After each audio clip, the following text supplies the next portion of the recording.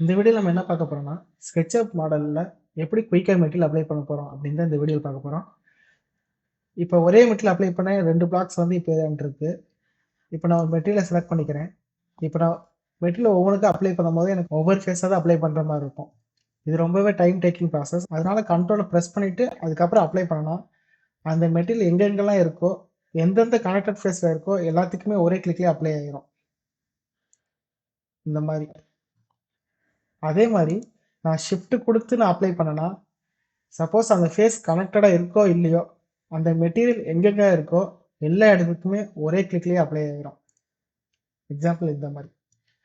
அதே மாதிரி நம்ம ஆல்ட் ப்ரெஸ் பண்ணிவிட்டு அதுக்கப்புறம் நம்ம கிளிக் பண்ணோம்னா என்ன மெட்டீரியல் அந்த ஃபேஸில் இருக்கோ அந்த மெட்டீரியல் வந்து காப்பி ஆகிக்கும்.